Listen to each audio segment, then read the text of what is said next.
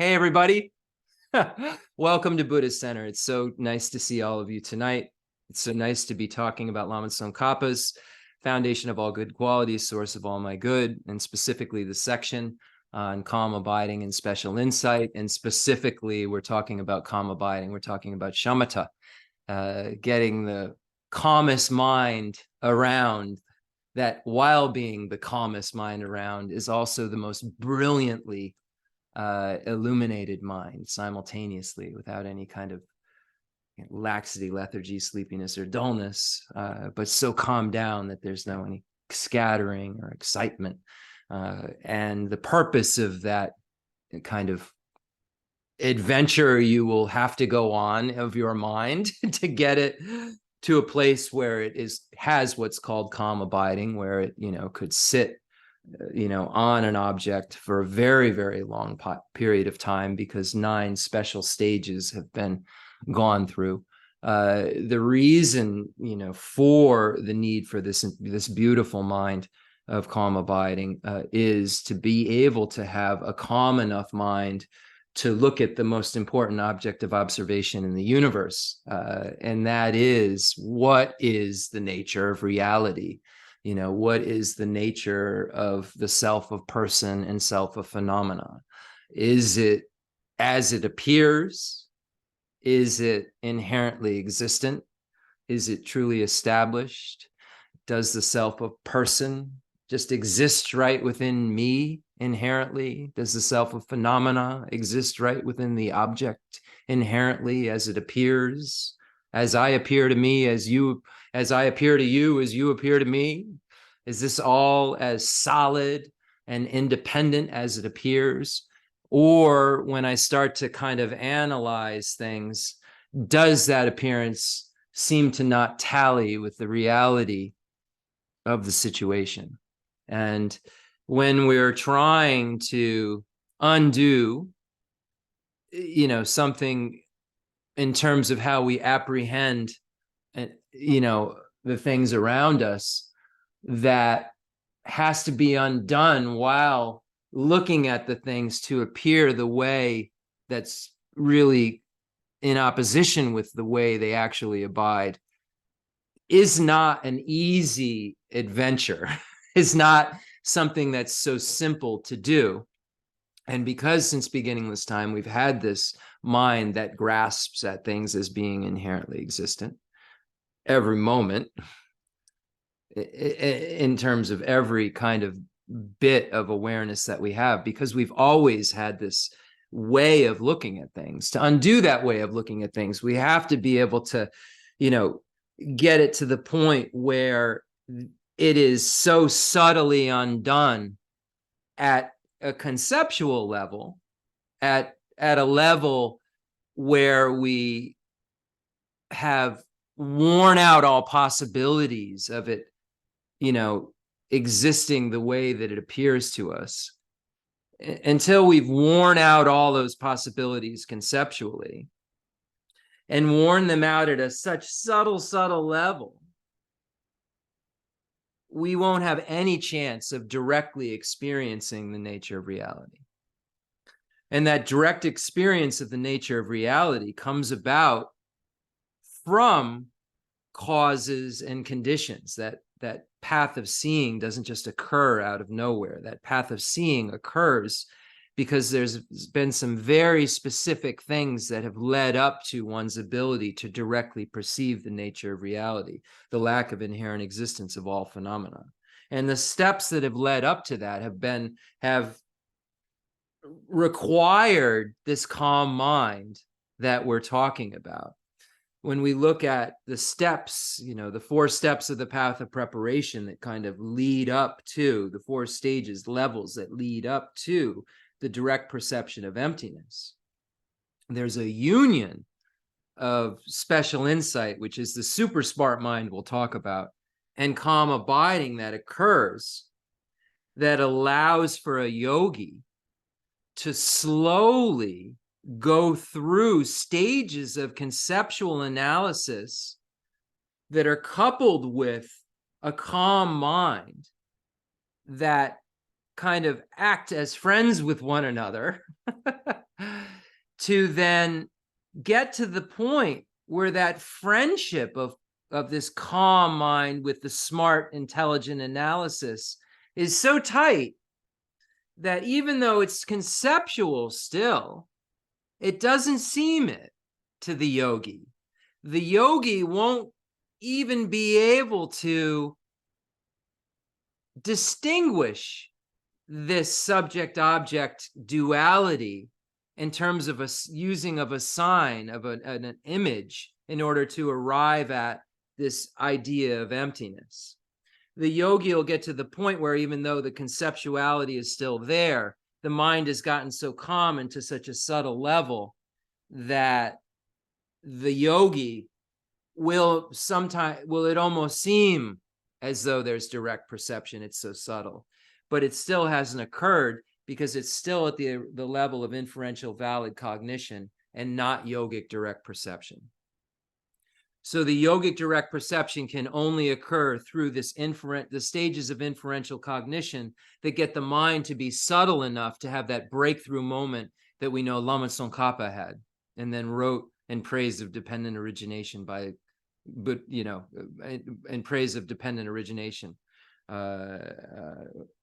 So if we wish to achieve the realizations that are needed to, in order to even get out of cyclic existence, let alone become a Buddha, then we need to have all of the steps in place to make them occur.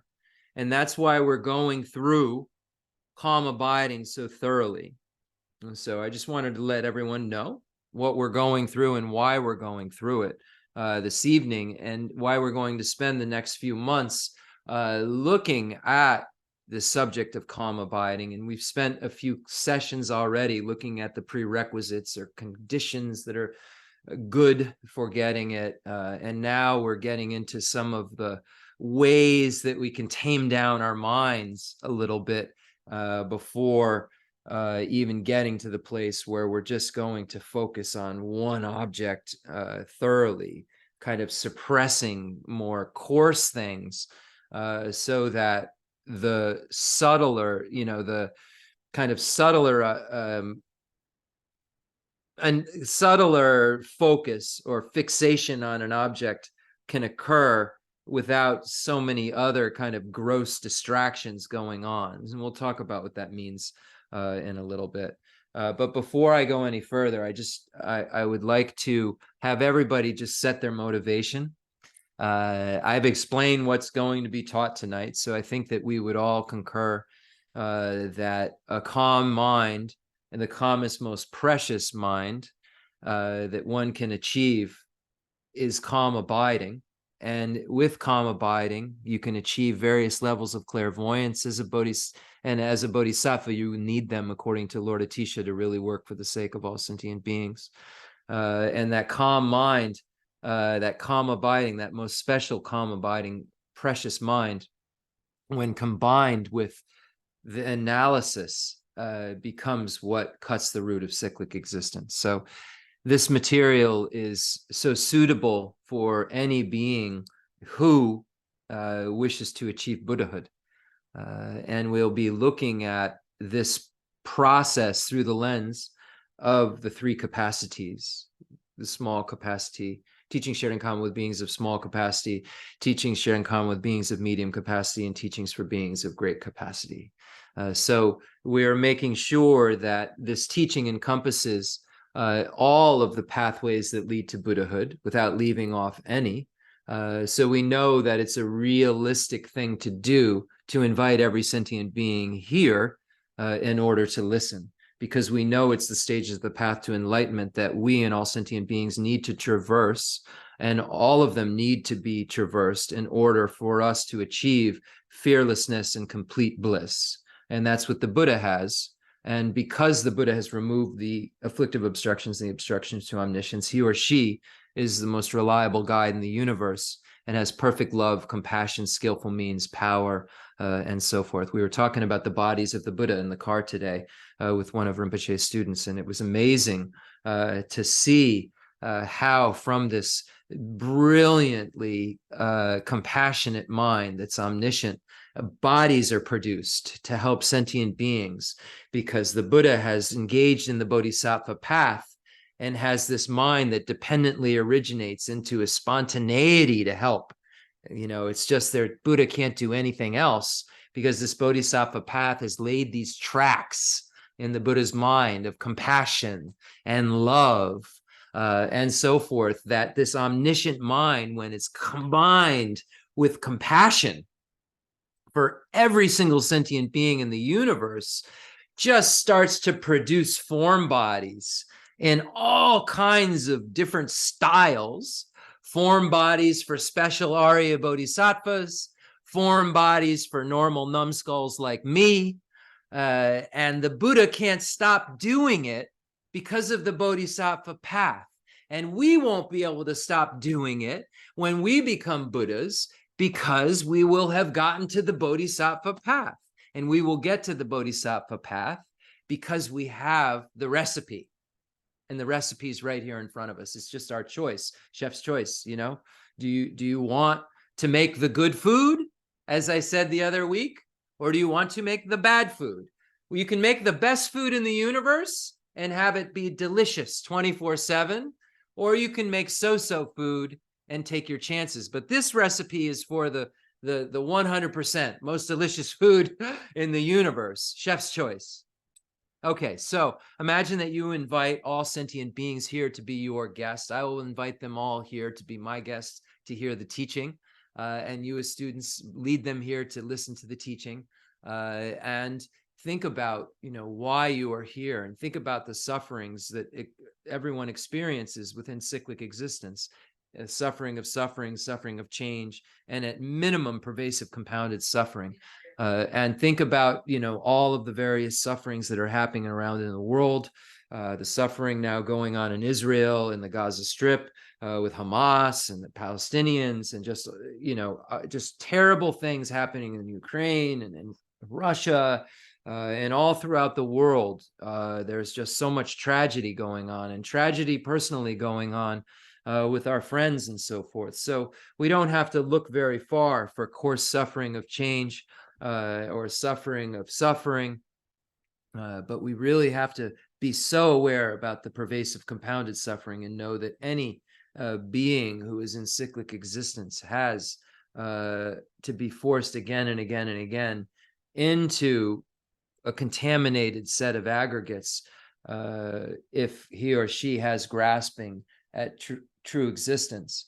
And that forcing that happens again and again and again will force him or her or me or you into situations where you have no control, situations where you are in a war zone, situations where you are in a hell realm, situations where you are in the bed of a garden as a worm, situations where you are a god and think there's no problem, unfortunately, and then then all of a sudden you aren't that any longer. So this is what we have to think about when we're bringing all sentient beings, hell, hungry, ghost, animal, human, demigods, and gods. We think as best we can in relation to the Lam Rim and the descriptions of the 8 hot hells, 8 cold hells, surrounding hells, hungry ghost, animals, animals in the land, animals in the sea, animals in the air, all the different types of sentient beings, all the human beings we can think of, friends, neutrals, or strangers. And then we start to really kind of realign our relationships with everyone, and those that we think are enemies. If we've done our Lam Rim meditation and we've led up to this practice in a good way, we should recognize that those labels are childish labels, and recognize that all beings have been so kind to us when we were vulnerable and have taken care of us. So bringing all of these beings and bringing the demigods and gods and trying to relate to them in the ways that they're described in the holy texts is a way that we can really gain as much merit as possible, because the object of observation of Buddha's compassion is all sentient beings, and he or she leaves out none. And if we want to really start to work towards that goal of complete freedom from suffering and bliss, we have to start to create in our minds an unbiased attitude, for the people who we can actually see, let alone, the kinds of horrific beings that will try to harm us as bodhisattvas, that we'll have to put the needs of before our own. So we don't have to work with sentient beings, as I've said a million times, that are some kind of dots in a stadium on Pluto. They're the people who are in our lives day to day that we have to use as, kind of mirrors and instruments in terms of how we mature our minds. And we see, people who give us a hard time as our great teachers. And we learn that we can, that we're, as Geshe Dorje Damdu was teaching, eliminating a lot of aspects of them by our own conceptuality that are good when we think of someone who is, in our mind, not a good person. There's somebody who sees them having great qualities that we eliminate. And then we just kind of decide, we collect all of the real data, and then we eliminate what we decide conceptually we should eliminate about the person, and then focus in on negative details and so forth, as opposed to, standing back and saying, how am I really interacting, with this being? Is it in a realistic way, or am I choosing to just see the things that I'm letting rattle around in my mind about them that are maybe a 5% of who they are? So I'm eliminating 95% of what I'm collecting, and I'm dealing with 5%. And that's what I do all day with everything, basically. But when we look at our relationships, that's where the rubber meets the road. And we have to see, we use these meditations. We use these meditations about previous lives, but we also use the understanding of Buddhist psychology to say, what am I eliminating in terms of this person that's making me see them as such a horrendous being? I'm at least eliminating the fact that in my previous life, they took care of me when I was vulnerable. I'm at least eliminating that. I can start there. My ignorance is veiling me. I can't see this idea. So I'm eliminating that. I'm eliminating that possibility that they nurtured me. And as soon as I don't eliminate that possibility, and I start to meditate on it, and I start to, go from this deceptive consciousness that eliminates the idea that all sentient beings have taken care of me when I'm vulnerable, because all sentient beings have taken care of me when I'm vulnerable. A deceptive consciousness, or a wrong consciousness, wrong view, sees something that's true as not true. So I have a deceptive consciousness when I eliminate the idea that this enemy was actually took care of me in a previous life and nurtured me, and I can only see them as bad. So I have something wrong going on there, because I'm not seeing the part of them somehow or another, because of the veil, that took care of me when I was so vulnerable in previous lives.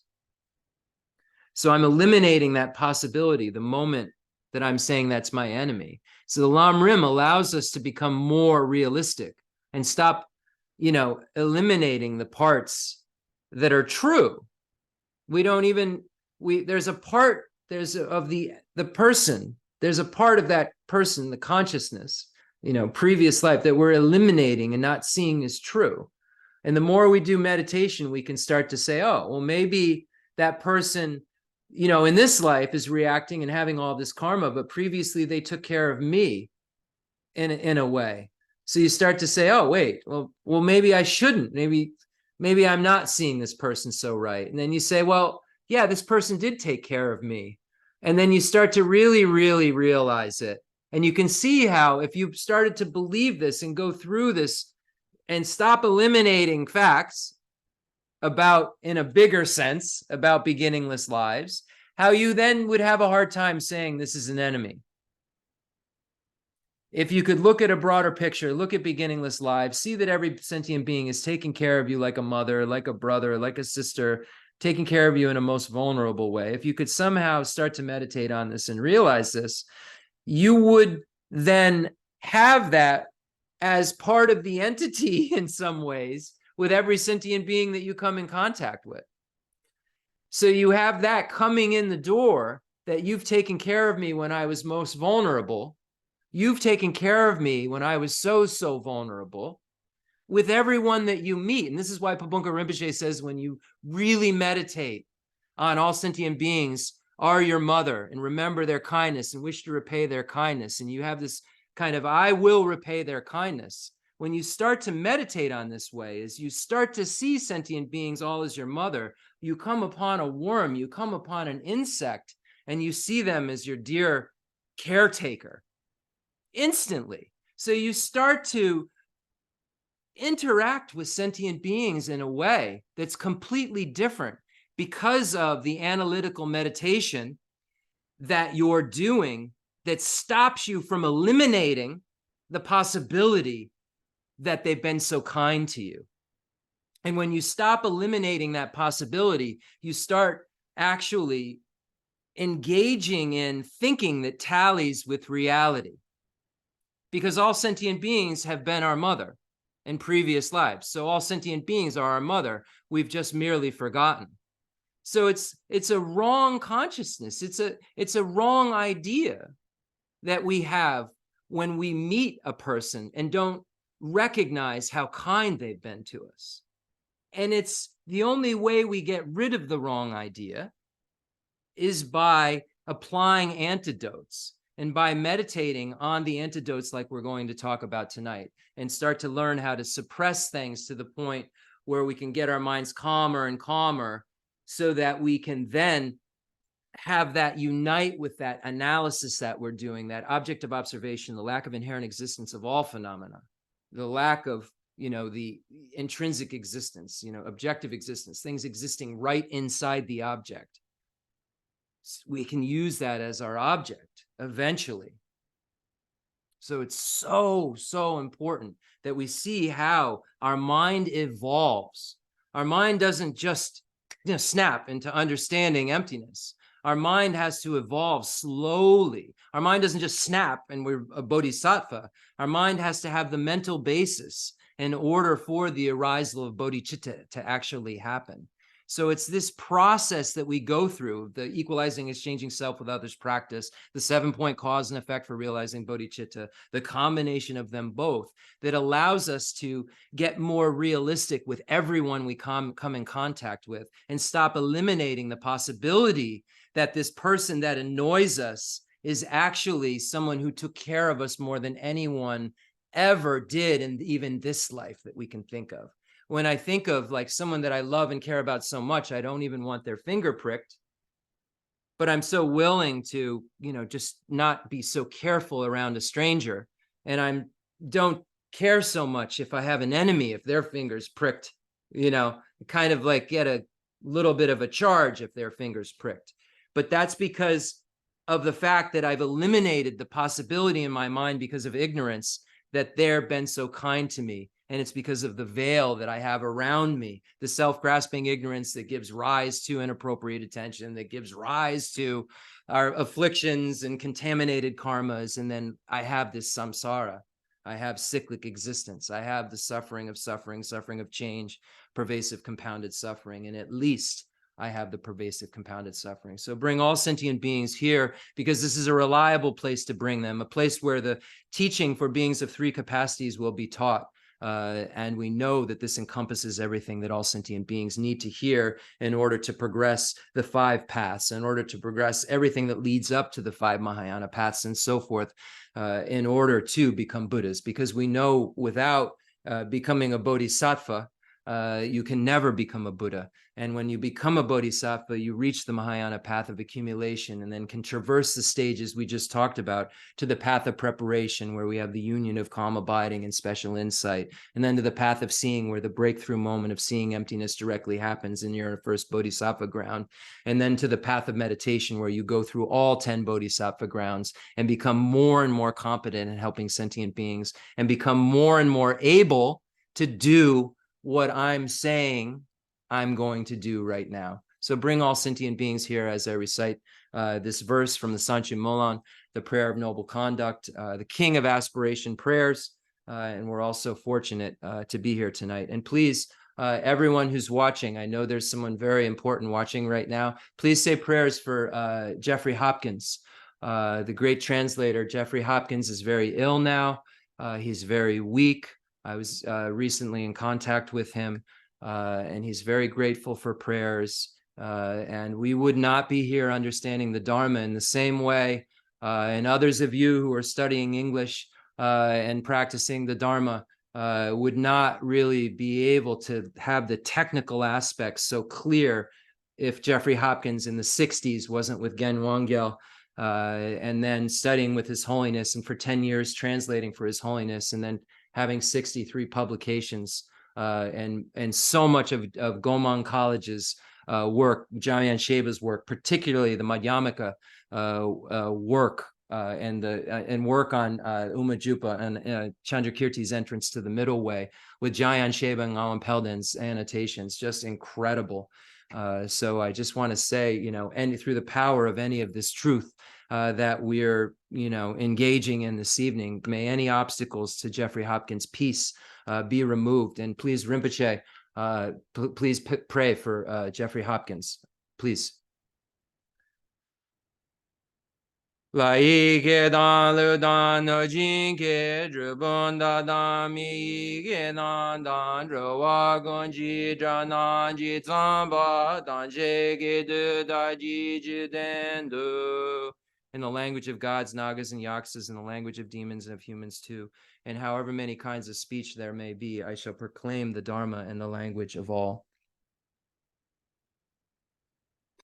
Now that you've imagined that you've brought all sentient beings here, get into the 7-point Vairakana posture that we have gotten into so many times. It's so fortunate that Khenser Geshe Wandak taught us this posture and explained to us why it's so important. And we've given many teachings on it, so I won't give the teaching tonight, but inspire other sentient beings. Imagine that you're inspiring them with this 7-point Vairakana posture, as Lama Tsongkhapa points out from the Shravaka levels, from Asanga Shravaka levels, that it's a posture that's inspiring to others. And imagine that you're inspiring others while you're in a posture that allows for your mind to get as clear as it possibly can, because we know that all the channels and everything and the blood flows very well in this posture, and it allows you to sit for a very long period of time. And in the future, you will need this posture to do some of the higher practices.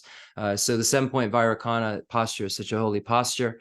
So we get into the 7-point Vairakana posture and imagine that all sentient beings are led in this posture. And we'll just try to get our minds into a kind of more calm state before we visualize the merit field. Just imagine that all sentient beings are, trying to kind of leave any problems that they have. Imagine that, all of the suffering of the lower realms is just turned off for a moment, just long enough for them to be able to hear these teachings, and the bliss of the, the kind of samsaric happiness of the higher realms is turned off enough for them to be able to listen to these teachings. So imagine that we're engaging this exercise together where we're going to just focus on the breath. We've given these instructions before with the body posture, the focal object, and looking for obstacles of meditation, what we're trying to abandon. We're trying to abandon scattering and excitement, and our mind's going busy, and we're trying to abandon any kind of dullness, laxity, lethargy. So these two things are kind of, bad problems that come into our meditation, and they become more and more subtly a problem as we become more and more into our meditation, and can fool us, can trick us into thinking that we've gotten to somewhere that we haven't. So we're going to kind of look for those things as we're focusing on breathing in and out, counting, and the front generation form of Buddha Shakyamuni, as we always do.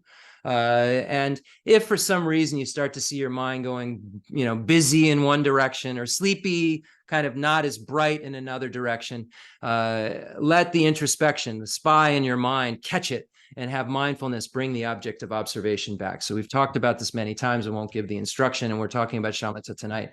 So we'll talk about that more in a little bit. But the objects of observation will be, the focal objects will be breathing in, very natural way, bringing the breath all the way to the top of the breath, and then exhaling. And of course, we're in the 7-point Vairakana posture, so our tongue's on the top of our mouth against our teeth.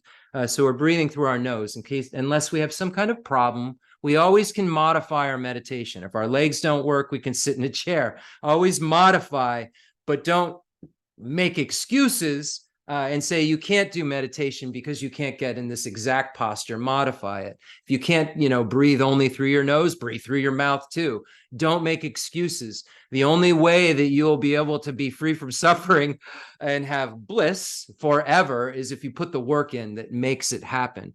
All phenomena arise from causes. The causes are taught by the Tathagata. The cessation of causes as well are taught by the great seer, the essence of dependent origination mantra. So we have to do the work, and we have to make it happen if we want to actually achieve this, far out there idea of becoming a being who can have a natural body and a wisdom body and an enjoyment body and an emanation body, and be able to work for all sentient beings' needs while having fulfilled their own. So this is what our goal is. And our goal should be nothing less than becoming Buddhas, because we know at the end of the day, there's really only one vehicle. According to Prasangika, there's one vehicle at the end of the day, and everything just leads to Buddhahood. So we all have Buddha nature. We'll all become a Buddha. The Buddhas won't stop working for us until samsara is empty. So we might as well do the work now and get in on the army of Buddhas helping sentient beings, and start to help out a little bit. So we're going to just get into the 7-point Vairocana posture, focus on our breathing in and out and counting, as we've given this instruction before. And then a front generation form of Buddha Shakyamuni, about an arm length away, thumb height, eye height, about 2 inches, 1.5 inches or so, beautiful and radiant, but static. When we do shamatha, when we do fixed meditation, you don't want Buddha moving, you want it static for this part. So we'll just do this for 30 seconds, a minute or so, this exercise, just to get our minds calmed down a little bit. We'll visualize the merit field, and then we'll proceed with the Heart Sutra. Thank you all so much for being here tonight. I really appreciate your kind listening.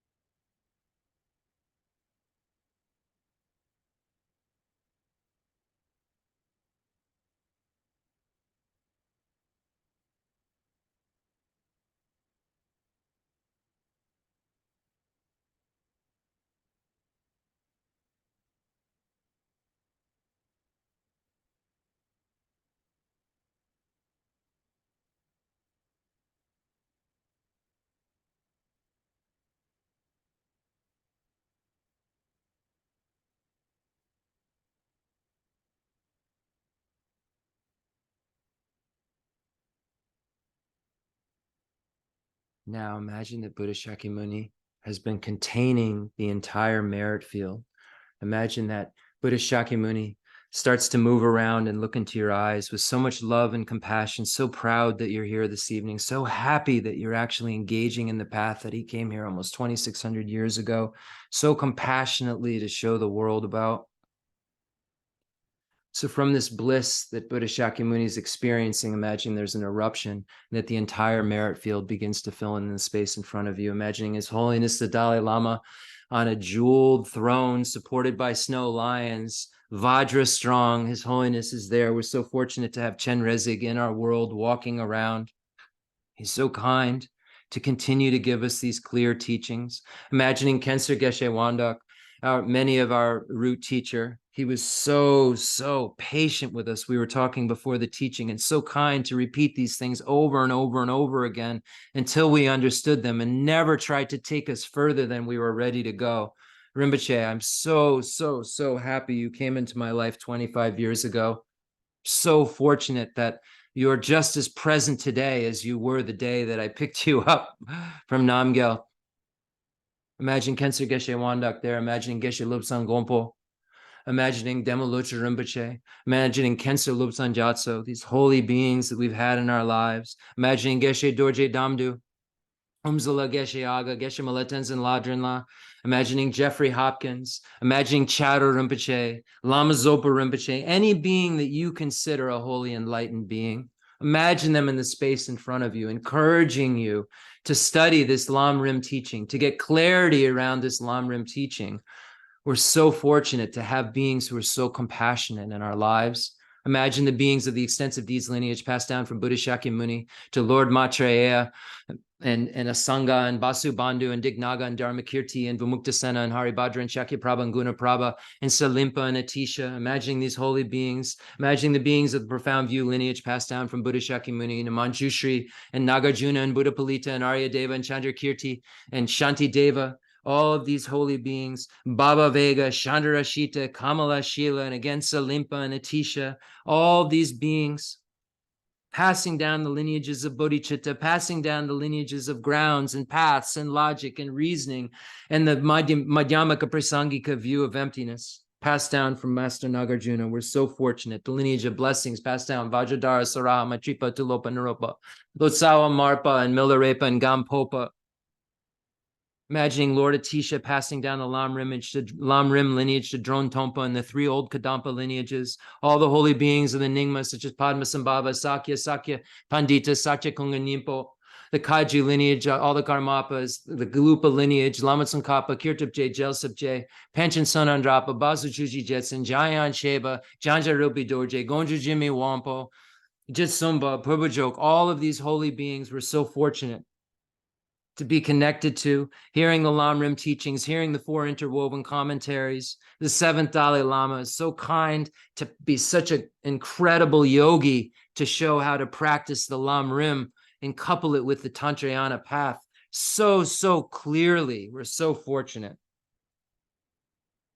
Beings of the highest yoga tantra, action, performance tantra, action tantra, all the 35 Buddhas, imagining all the protectors of the small scope, medium scope, great scope, imagining Palden Lama, our protector here, right in the space in front of you. And we're so fortunate to have these beings that were connected. This is our spiritual family, passed down to us from our lamas, from our gurus, and we should recognize them as our spiritual family and know that we're so fortunate to have them, and always remember their names so that in our future lives we'll meet with these pure teachings of Buddha Shakyamuni and the Kanjur, those 100 incredible volumes, and we'll meet with the authentic Indian commentaries, the Tanjur, the 213 incredible collections.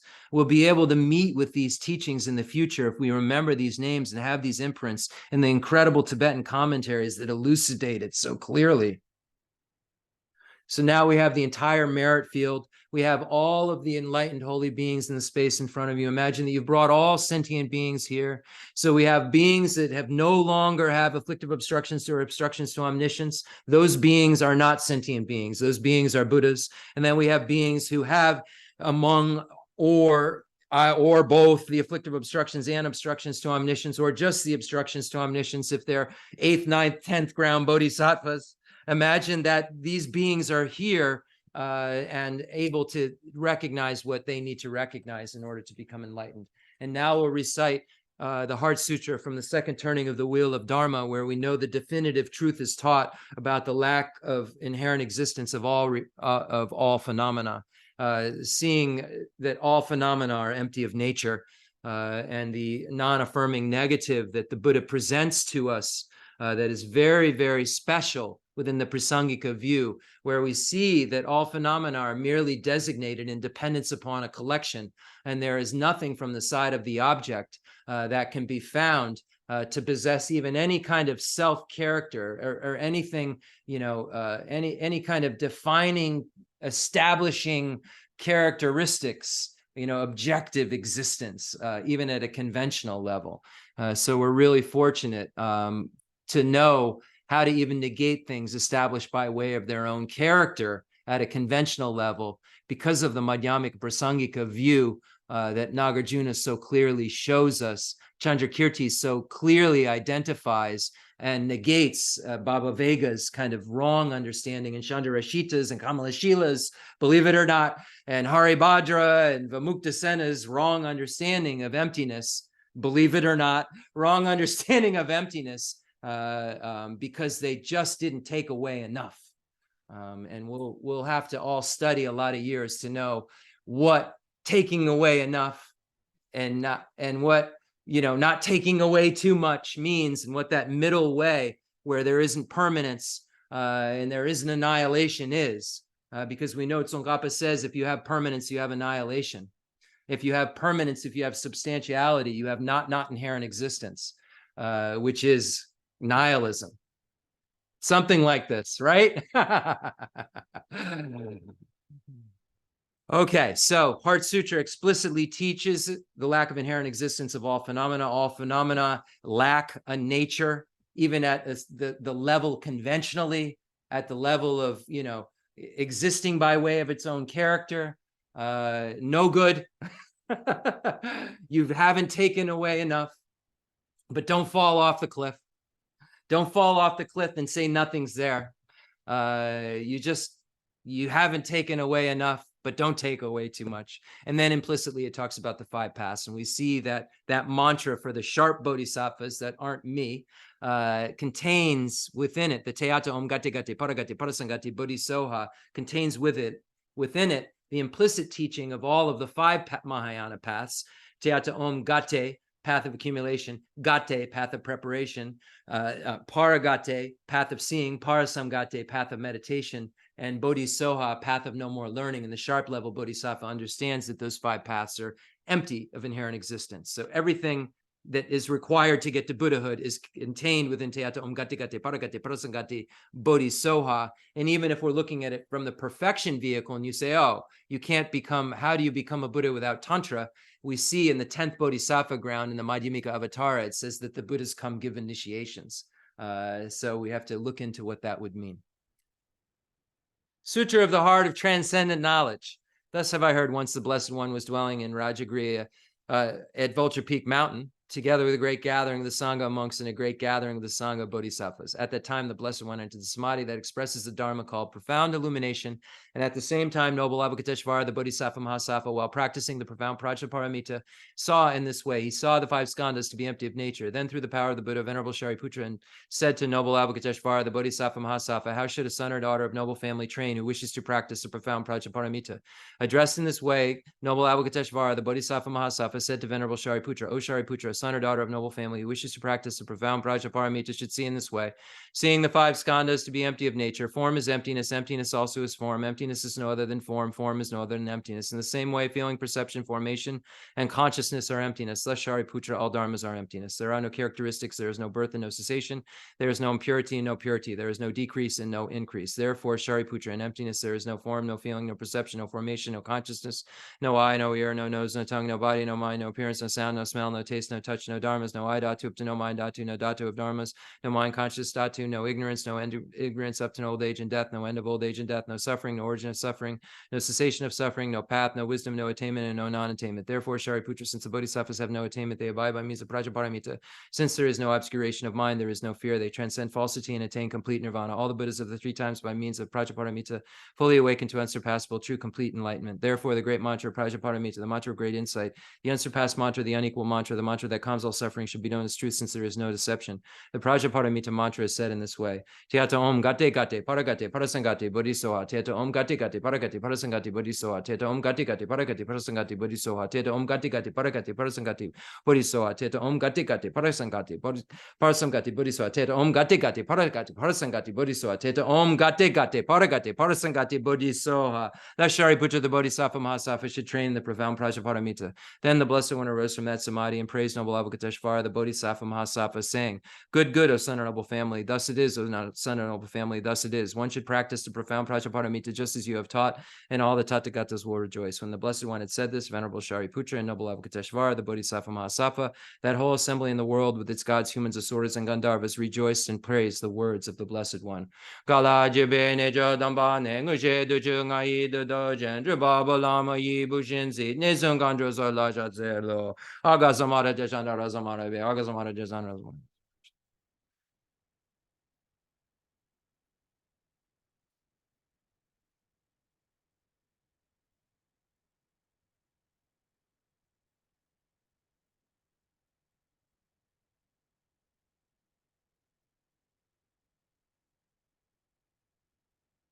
Aga samara jasanara samaraya ve de adon gate gate paragate parasangate buddhizo papa concha sanji kaya de meduji lobodoji mebodoji shewadoji dragi baje meduji danji dengari zo ha keren donja je wada medun be jandandra wada damba junjin bonzon zonjoji daji de janden da de lejo.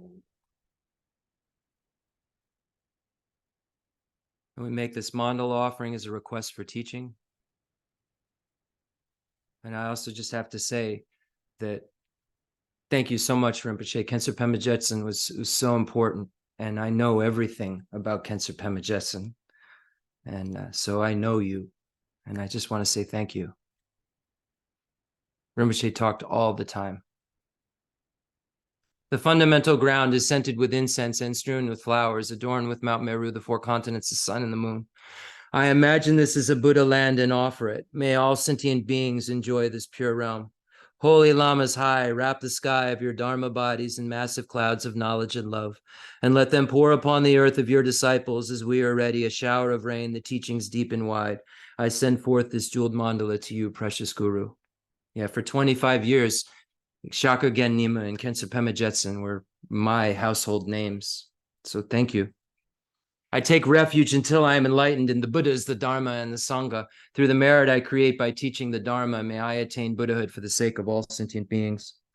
I take refuge until I am enlightened in the Buddhas, the Dharma, and the Sangha. Through the merit I create by teaching the Dharma, may I attain Buddhahood for the sake of all sentient beings. I take refuge until I am enlightened in the Buddhas, the Dharma, and the Sangha. Through the merit I create by teaching the Dharma, may I attain Buddhahood for the sake of all sentient beings.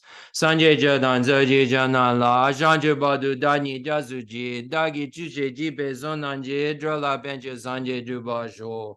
Sanje jadan zoji janan la shanje badu dani jazuji dagi chushe jipe zonanje drola benche sanje jubasho. Sanje jadan zoji janan la shanje badu dani jazuji dagi chushe jipe zonanje drola benche sanje jubasho. Enthused by great compassion, you taught the Immaculate Dharma to dispel all perverted views. To you, the Buddha, Gautama, I pay homage. If you're attached to this life, you're not a spiritual practitioner. If you're attached to samsara, you have no renunciation. If you're attached to your own self-interest, you have no bodhicitta. If there's grasping, you do not have the view. Okay. All right, so thank you so much again, everybody, for being here. And let's get right into the discussion about calm abiding. First, I'd like to read the source of all my good, as we do every time before we start the actual teaching on it and go to the stanza where we were. And just remember, when we look at Pabunka Rinpoche's glorious little commentary, that means so much, and we can find the entire great treatise on the stages of the path to enlightenment in it, as well as the great treatise on the stages of the tantric path to enlightenment in it. But Pabunka Rinpoche is able to take all of that information and put it into four categories that he says the source of all my good falls into four categories. First, how to find a lama, how to rely on a lama, and so forth, which is the first category. The second category is what to do once you've relied on the lama. You know, what to do next, and that is engage in the teachings for beings of three capacities. So then Pabunka Rinpoche says that second category, the first category deals with the first stanza, second category deals with the second stanza through the 12th stanza. Third category is kind of a request that, you know, you're never separated from your, friends of the Dharma, and that any obstacles that could, cause anything to stop, one from me moving forward be removed, and kind of a prayer of supplication that our spiritual friends and companions live long and fruitful lives, kind of an aspiration. And stanza number 13, and then stanza 14 dealing with never be separated from my perfect lamas, and may I fulfill perfectly every level and path and become Vajradhara myself. So this is what, the goal at the end of the source of all my good is. Very high goal, to start from where someone like me is with a very messy mind, to be Vajradhara. This is pretty cool. If this is if this is what you need to do to go from where I am, like me, to Vajradhara, then I'm listening, right? So there's 4 categories. Pabunka Rinpoche says how to find a Lama, what to do once you have, make some prayers that you have some no obstacles later, and then pray that you have a Lama and can succeed in becoming Vajradhara. So, Lama Tsongkhapa's source of all my good, the Yunten Shijoma. The source of all my good is my kind Lama, my Lord. Bless me first to see that taking myself to him in the proper way is the very root of the path, and then grant me then to serve and follow him with all my strength and reverence. Again, this is also entitled The Foundation of All Good Qualities. I love the poetry of this translation, so this is what we use. Bless me first to realize the excellent life of leisure I found just this once is ever so hard to find and ever so valuable. Grant me then to wish and never stop to wish that I could take its essence night and day. My body and the life in it are fleeting as the bubbles in the sea froth of a wave. Bless me first thus to recall the death that will destroy me soon, and help me find sure knowledge that after I've died, the things I've done, the white or black, and what those deeds will bring to me follow always close behind, as certain as my shadow. Grant me then ever to be careful to stop the slightest wrongs, the many wrongs we do, and try to carry out instead each and every good of the many that we may. Bless me to perceive all that's wrong with the seemingly good things of this life. I can never get enough of them. They cannot be trusted. They are the door to every pain I have. Grant me then to strive instead for the happiness of freedom. Grant that these pure thoughts may lead me to be watchful and to recall what I should be doing. Grant me to give the greatest care to make the vows of morality the essence of my practice. They are the root of Buddha's teaching. I have slipped and fallen into the sea of this suffering life. Bless me to see that every living being, everyone my own mother, has fallen into. Grant me then to practice the wish for enlightenment, to take on myself the task of freeing them all. Grant me then to see clearly that the wish itself is not enough, for if I am not well trained in the 3 moralities, I cannot become a Buddha. Grant me then a fierce resolve to master the Bodhisattva vows. Grant me that I may quickly gain the path where quietude and insight join together, one which quiets my mind from being distracted to wrong objects, the other which analyzes the perfect meaning in the correct way. Grants that once I practice well the path shared and become a vessel that is worthy, I enter with perfect ease the way of the diamond, highest of all ways, holiest door to come inside for the fortunate and good. Bless me to know with genuine certainty that when I've entered thus, the cause that gives me both the high attainments is to keep my pledges and my vows most pure. Grant me then to always keep them even at the cost of my life. Bless me next to realize as well as I can the crucial points of both the steps, the essence of the secret ways. Grant me then to practice as the holy ones have spoken, putting all my effort in and never leaving off the practice of the 4 times highest that there is. Bless me, grant me that the spiritual friend who shows me this good road and all my true companions in this quest live long and fruitful lives. Bless and grant me that the rain of obstacles, things within me or outside me that could stop me now, stop and end forever. In all my lives, may I never live apart from my perfect lamas. May I bask in the glory of the Dharma. May I fulfill perfectly every good level of every level and path, and reach then quickly the place where I become myself, the one who holds the diamond. The one who holds the diamond is Vajradhara. Just in case everybody's like, why do you say Vajradhara? Okay, so this union of calm abiding and special insight. So we're going to take special insight and put it over here for now. And we're going to talk about calm abiding. What is calm abiding? Calm abiding is this shine, that we talk about, shiwa, ne. What are we trying to do? The calm, we're trying to get our mind to ne, to abide on an internal object of observation upon a calming, a shiwa, a peace of distraction to the outside. So we're trying to get an internal object of observation, our mind to abide on an internal object of observation, to abide there and calm external things, so we're making at peace. We're calming distraction of the outside and bringing everything inward, and we're abiding inwardly. And it's very interesting when you study action tantra, you'll see a major withdrawing inwardly of all the wind and everything in order to get to this place where there's, we have where a clarity can be created with this kind of calm and abiding and special insight that you kind of go back and forth with. So you see, how this withdrawing of all externality inward becomes even more subtle when you're starting to look at it at the action tantra level. We're not here to talk about that, but I thought it was interesting when you start to look at action tantra and you start to look at the exertion and so forth, and the stopping of the winds and so forth. You see this everything being drawn internally, So it's very good to really get to know this is my point.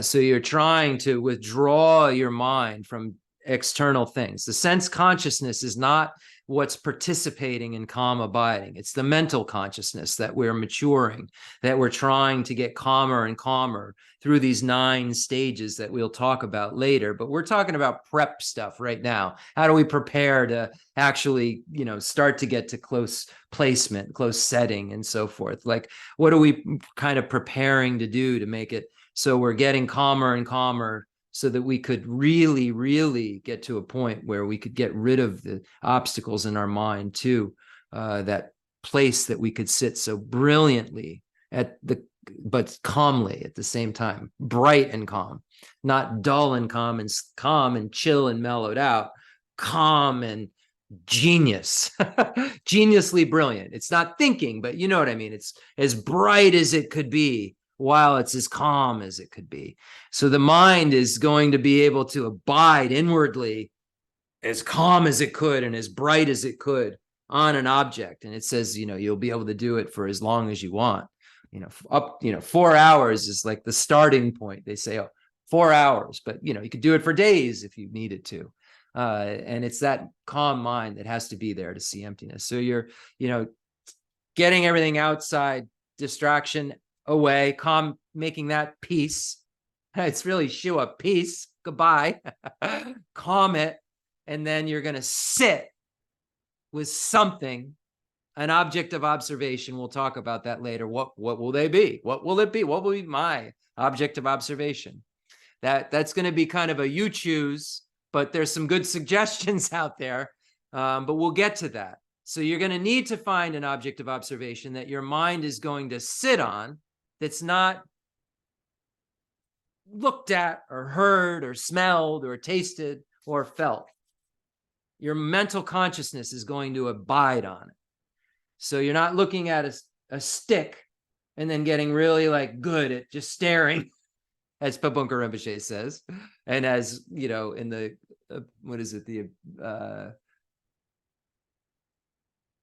Beyond Extremes, Beyond Permanence and Extremes, something like this by Maitreya. It's escaping my mind. Phenomenon Beyond Extremes. I'll remember it, but you find this point being made about how you're not using your sense consciousness is really driven home by Asanga and Maitreya in the text that the freedom from extremes. Anyway, it bothers me when I don't remember things, as you all know. I try not to forget important text names. Middle Beyond Extremes. Ding, ding. So you see this kind of conversation in there, in the text by Lord Maitreya. So we've kind of defined it, and we know that it's this mind, being drawn inward, and that, when we look at,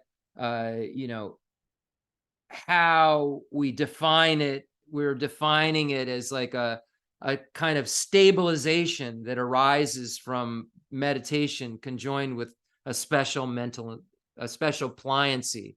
What's that pliancy? Mental and physical pliancy. There's it says in Kamala Shila's stages of meditation, and when it defines it like a bliss that occurs. I don't have this. So this is me just, the guy that's hoping all of these stages works out for me, just like you hope they work out for you. I have a lot of years of experience playing with these things, but that doesn't mean that I can sit on an object for all of those hours. I certainly can't.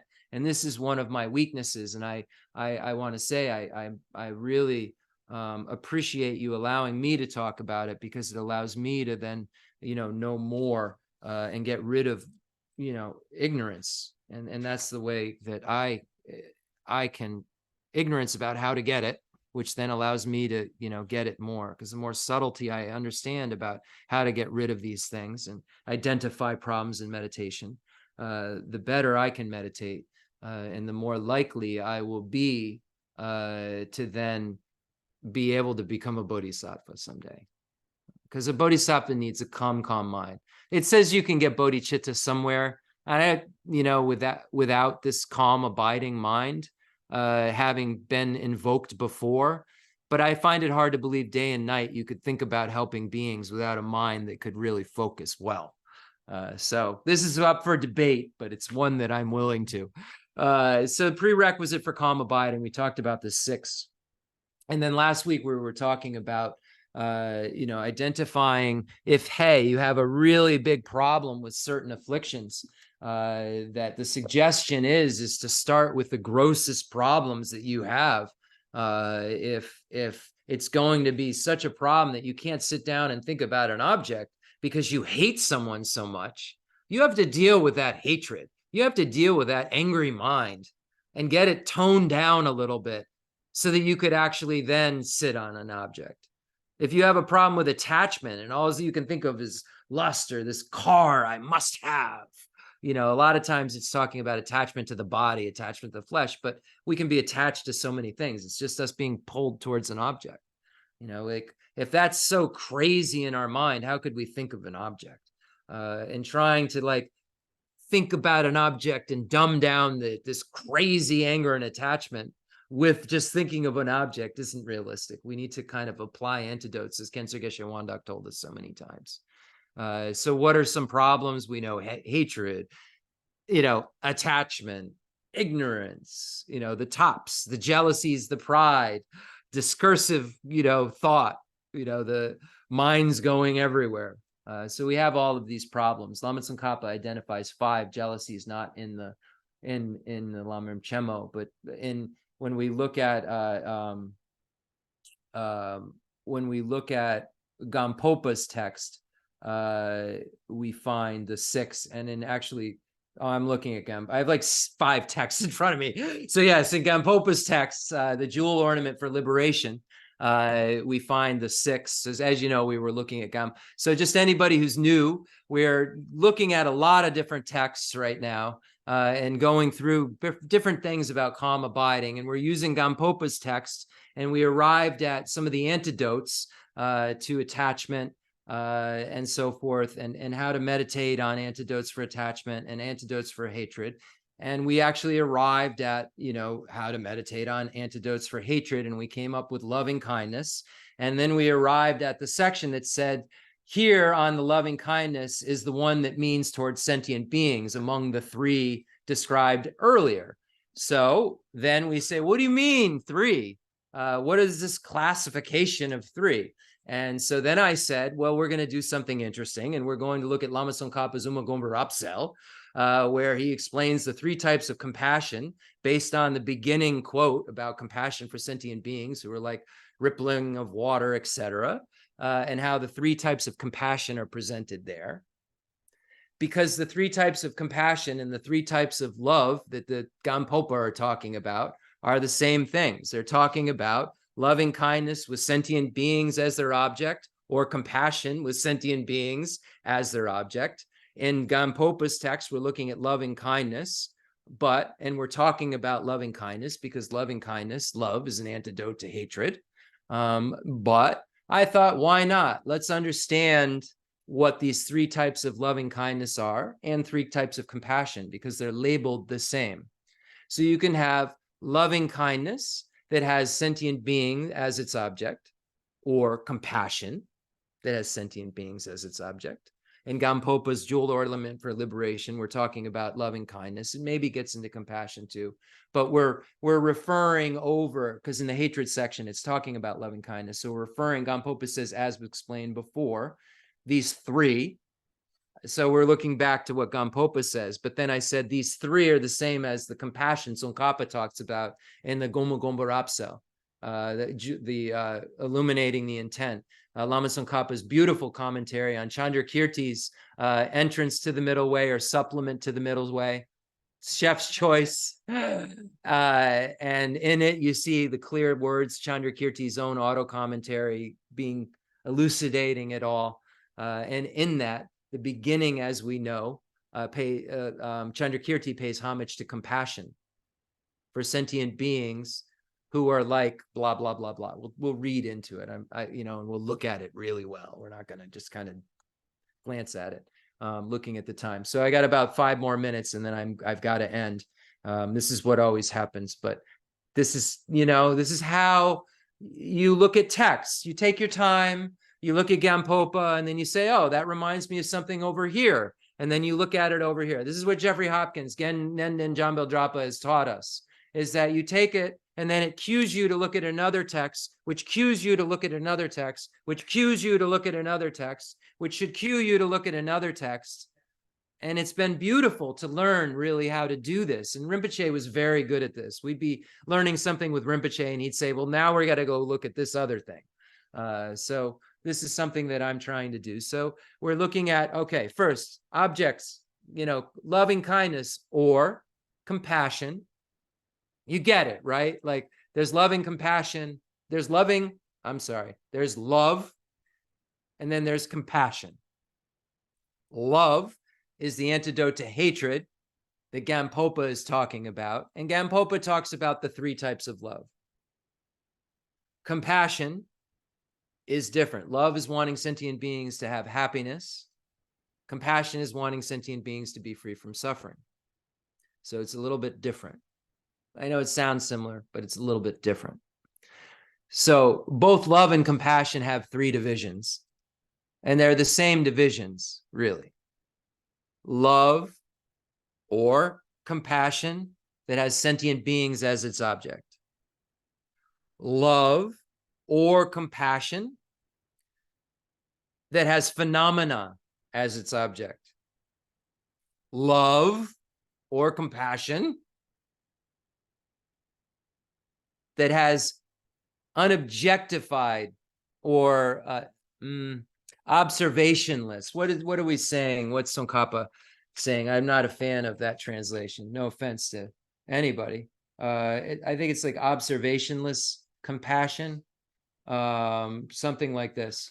Well, we can look at it later. Love or compassion that takes no reference as its object. I like that translation. I like it. So love or compassion that has sentient beings as its object. Love or compassion that has phenomenal reality as its object. I like that better too. And love or compassion or that has no reference as its object. So we'll explain. That's just a little teaser. Lama Tsongkhapa is really, really clear on what this is about in Umagomba Rapsel, and what sentient beings as the object means, and then what having compassion for sentient beings as the object means, having compassion for sentient beings that are impermanent as the object means, having compassion for sentient beings that are empty of inherent existence and impermanent as the object. So, you can look at the quote from Chandrakirti's text and interpret it, this rippling on the water, as impermanence, as emptiness. We'll talk about this another time. As usual, I ended the teaching with going very deep into something, and well, I encourage you to read yourself, the Umagomba Rapsel. It's in English, illuminating the intent. Right at the beginning, Chandrakirti says they're turning like buckets on a water wheel, these sentient beings. And then Lama Tsongkhapa says that it's like a water wheel in these ways. And then Lama Tsongkhapa says, well, I have, compassion for these sentient beings, means, the kind of compassion that's that first type of compassion. And those sentient beings that are like ripples, beings that are like reflections of the moon in rippling water, seeing them as fleeting and as devoid of intrinsic nature. So the 3 types of beings are represented in Chandrakirti's root text there. We'll look at it later, and we'll look at how that relates to what Gampopa said. And why are we doing that? Because we're trying to get our hatred down enough so that we could actually sit on Buddha Shakyamuni as an object, because that's, or a being as an object, or unless you're really good, emptiness as an object. And in meditation on emptiness, we've been following the yogi who's meditating on emptiness. And now it says, if you're the yogi and like you're really good at this, maybe meditation on emptiness to get calm abiding is for you, but it's pretty hard, and you're going to maybe end up sitting in nihilism with the wrong object. So maybe better to think about Buddha, and we'll talk about that. If you're attached to this life, you're not a spiritual practitioner. If you're attached to samsara, you have no renunciation. If you're attached to your own self-interest, you have no bodhicitta. If there's grasping, you do not have the view. Enthused by great compassion, you taught the immaculate Dharma to dispel all perverted views. To you, the Buddha Gautama, I pay homage. And that again is from the ending verses of Mulya Madhyamika Karika, Nagarjuna's beautiful, beautiful text on emptiness. Now, prayer for the spread and flourishing of Lama Tsongkhapa's teachings, I think, if I have it. I have it, I'm sure. I have everything except awesome organization skills. If I got calm abiding, I'd be like much more organized. I'd be able to like really multitask. I'd be able to like know, like really like each moment, make use of it. I would stop, like there's eliminative and eliminative engagers and collective engagers. I'd be able to work with more collecting of more of the actual collection instead of the elimination, because I'd be more smart in the moment. You have to have fun. The last thing I want to say, because really please pray for Jeffrey Hopkins' health and removal of obstacles, and for his peace. He's very, very sick and weak right now. And one thing that he told one of his root students that he shared with me today was that no matter what, and this is Jeffrey Hopkins, Mr. Serious, Mr. Emptiness, Mr. 63 books, Mr. Don't Get the Word Wrong, no matter what, keep a sense of humor about all this stuff. That was his number one advice to a very good friend. I won't say his name, but a very good friend who's a great scholar. His number one advice was like, he said, what should I know? What should I Genla? And Jeffrey, you're the greatest, you're the scholar's scholar. What's your advice to me? We're in person, you're in front of me. And he said, you gotta keep a sense of humor. And that's in our last meeting with him when he, told us that, the situation, you can imagine, what he was, someone who's a yogi, who's totally okay with, a body's demise, tells you is going on. He had such a sense of humor still. And he's actually like sent us things still to edit. He's like, can't talk. I tried to talk with him and he was whispering, and like an email just arrived because we're working on some projects where he's wanting some technical things cleared up that, he doesn't have the energy to quite work out. And he made like an edit on something that's going in meditation on emptiness that almost snuck in, appearing as a technical term. And he didn't want it to be misunderstood and be misunderstood. It's the technical term. And there's like 5 people on the planet that would misunderstand it. And he said, please get it out of there. And he can barely talk. So this is persistence. This is the kind of mind I want when my body is deteriorating and I have cancer and my kidneys are failing. This is the mind that I'm looking for. And this is the mind that the great beings, those over 20 teachers, taught him to have. Lati Rinpoche, Demalocha Rinpoche, Genpal Drapa Rinpoche. These were all, Kensur Legten, these were all of his teachers. These giants, His Holiness, of course, His Holiness. And Ling Rinpoche. Wow.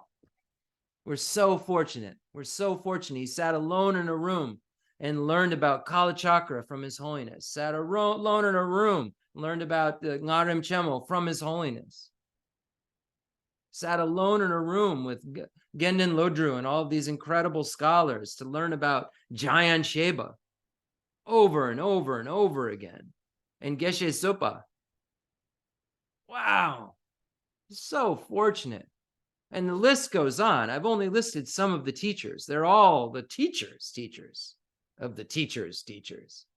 Dalai Lama's teacher on emptiness is who a lot of the meditation on emptiness meditations were taught by. Prayer for the flourishing of Jit Tsongkhapa's teachings. We're so fortunate Lama Tsongkhapa came in our world to just clarify that Madhyamaka Prasangika view even just a little more and clarify action tantra. I mean, we never really talk about that, but what Lama Tsongkhapa did in the Ngarim Chemo for us to practice action tantra, when you're ready to practice action tantra, I'm playing with it like a baby, like playing with toys, like I'm a fireman with a fire truck, as a little baby. I'm playing with it like that. But to see the clarity in the action tantra section of the Ngarim Chemo and the 6 deities, wow. And there's people on who can appreciate what I'm talking about right now. Wow, right, Rinpoche? Wow, Lama Tsongkhapa's teaching in the Ngarim Chemo on the action tantra, in the Shaju, in the Ladru, Dundampi La, Selbudu,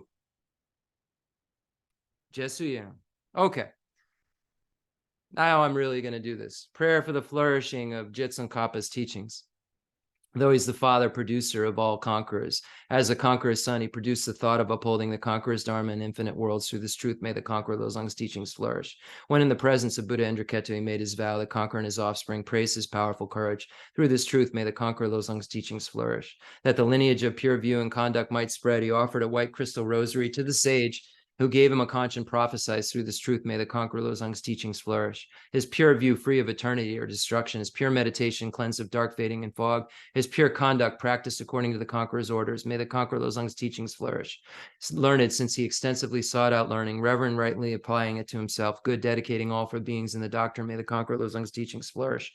Through being sure that all scripture is definitive and interpretive without contradiction, advice for a person's practice, he stopped all misconduct. May the conqueror Losang's teachings flourish. Listening to the explanations of the 3 Pitakas, realized teachings, practice of the 3 highest higher trainings, his skilled and accomplished life story is amazing. May the conqueror Losang's teachings flourish. Outwardly calm and subdued by the hearer's conduct, inwardly trusting in the 2 stages practice, he allied without clash the good paths of sutra and tantra. May the conqueror Losang's teachings flourish. Combining voidness explained as the causal vehicle with great bliss achieved by method, the effect vehicle, hard essence of 80,000 dharma bundles. May the conqueror Losang's teachings flourish. By the power of ocean of oath-bound doctrine protectors, like the main guardians of the 3 beings' paths, the quick-acting Lord Vaishravana, Karmayana, may the conqueror Losang's teachings flourish. In short, by the lasting of glorious gurus' lives, by the earth being full of good, learned, reverend holders of the teaching, and by the increase of the power of its patrons, may the conqueror Losang's teachings flourish. If we do another prayer ceremony for Jeffrey Hopkins, Rinpoche, I will send you the link so that you can join. Geshe Dorje Damdu and Geshe Mala Tenzin Ladran La, they were all on the last one, and I'll make sure, Rinpoche, that I send you the link through something. I'll get to you somehow. I have it on screen. Okay. Concluding mandala offering. If you put it on Facebook, you'd have to put it on Facebook. It's fine. Concluding mandala offering and dedication prayer. The fundamental ground is scented with incense and strewn with flowers, adorned with Mount Meru, the 4 continents, the sun and the moon. I imagine this is a Buddha land and offer it. May all sentient beings enjoy this pure realm. I dedicate whatever virtues I have collected for the benefit of the teachings and of all sentient beings, in particular for the essential teachings of Venerable Zandrapa to shine forever. I send forth this jeweled mandala to you, precious Guru. Any mistakes that I made, I openly declare them. I don't know of any that I did, but I may have. I'm not a Buddha. I'm not omniscient, so it's very, very possible that I did. May they be purified through the mantra of Vajrasattva, imagining Vajrasattva in the space in front of you as inseparable from your root Lama. And imagine that light rays and nectars are showering down on you and all sentient beings, not forgetting that you brought all sentient beings here as your guest. Hell hungry goes to animal, human, demigods, and gods are here, and that light rays and nectars are showering down on you and all sentient beings, purifying yours and all sentient beings' body, speech, and mind. And these light rays and nectars are transforming into white ohms, red ahs, and blue homes, and purifying yours and all sentient beings' body, speech, and mind, respectively. Om benzo sata zamaya menevalaya benzo sata zena vajida dida me vazu the guy me vazu bagay me vanarag me vazu avazini me rejava comes to make them shiam kuru hom ha ha ha ho bhagavan savatata kata benzo mame moka benzo baba mahasamaya sapa ahom ve. May we always be protected by Palden Lamo. May all of us recite this Palden Lamo that know this together, and may the Dharma, this incredible Dharma protector, help Gen Nenden Jambal Drapala to continue to do his work. and protect the Dharma. Rama Rama Rama Dunja Kala Raja Rama Vajadaja Dunja Hangja Rama Rama Dunja Kala Raja Rama Vajadaja Dunja Rilla Rama Rama Dunja Kala Raja Rama Vajadaja Dunja Rilla Rama Rama Dunja Kala Raja Rama Vajadaja Dunja Rilla Rama Rama Rama Dunja Galaraja Mo Rama Aja Daja Dunja Rilla Unja Rama Rama Dunja Galaraja Mo Rama Aja Daja Dunja Rilla Unja Rama Rama Dunja Galaraja Mo Rama Aja Daja Dunja Rilla Unja. Anyone having obstacles to receiving the Dharma, may they be immediately removed through the mantra Drapa Sunjit. Om Vajrapani Hayagriva Garuda Om Hey. I dedicate all this virtue to emulate the knowledge of the hero Manjushri and likewise Samantabhadra as well. With whatever dedication is praised as supreme by all the conquerors who traverse the 3 times, I also dedicate all my roots of virtue for the sake of auspicious deeds. A prayer for the long life of His Holiness the Dalai Lama, Chen Rezig in person. We're so fortunate that he walks on this earth and breathes our air. May he live and live and live and continue to benefit us and show us the beautiful Nalanda tradition that has just clarified Buddha Shakyamuni's words so well, and Lama Tsongkhapa's view and all of the lineages of Tibetan Buddhism that are just ornaments all around Buddha Shakyamuni's view that make it so brilliant and just beautiful for us to understand, and all of our holy lamas that have touched our lives. Thank you so much. Pray for a long life of His Holiness. In that pure land surrounded by snowy mountains, you are the source of all benefit and happiness. All powerful, Avalokiteshvara Tenzin Gyatso, may you stay until samsara's end. And we'll recite it in Tibetan together. It's very rare I get to recite with someone I have so much respect for together, and I know you will recite with me. Gari Rawe Gorwe Shinyan Di Vendan De Wa Malu Yongwe Ne Genrezi Wan Denzin Yazo Yi Jabezi De Badu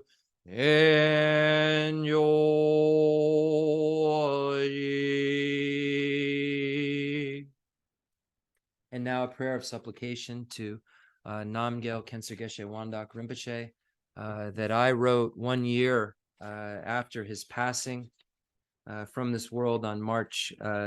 He passed away March 6th of 2022 after so many years of being so kind to me. And then on March 6th of 2023, on the anniversary of his passing, I completed this prayer, which was originally started 20 some odd years ago to be a long life prayer, and people thought it was too long. So it kind of was shelved. And then after Rinpoche passed, I said, I need to make a prayer of supplication. And I finally composed it, and that this was written on that day, March 6, 2023, by me. And it's called A Complex Yogi Poses as a Simple Monk. Homage to Khyentse Geshe Wandak Rinpoche, our precious spiritual friend who is inseparable from Aryatara.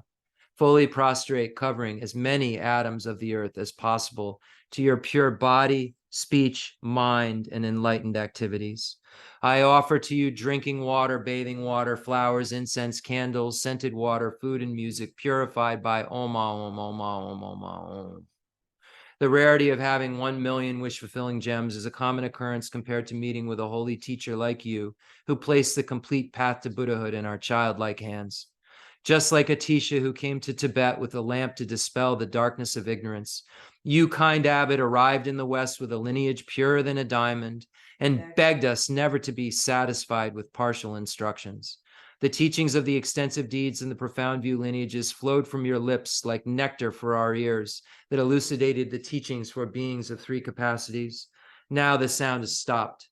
All composite things are impermanent. You told us that all of your teachers passed away and understood the sadness, entreating us to continue our studies. The Buddha does not wash away the negativities of beings, nor does he remove their miseries by his hands. His spiritual realizations are not transferred to them. It is by teaching the truth of suchness that beings are liberated. We are not prepared to take this difficult journey to the highest goodness of Buddhahood without your continued guidance. The sadness in our hearts would be too overwhelming. May you swiftly return to this world and take care of us in all our lives, wherever we may be, never leaving our hearts and crowns. May all sentient beings perfectly realize renunciation, bodhicitta, and the correct view of emptiness, so they know who you really are.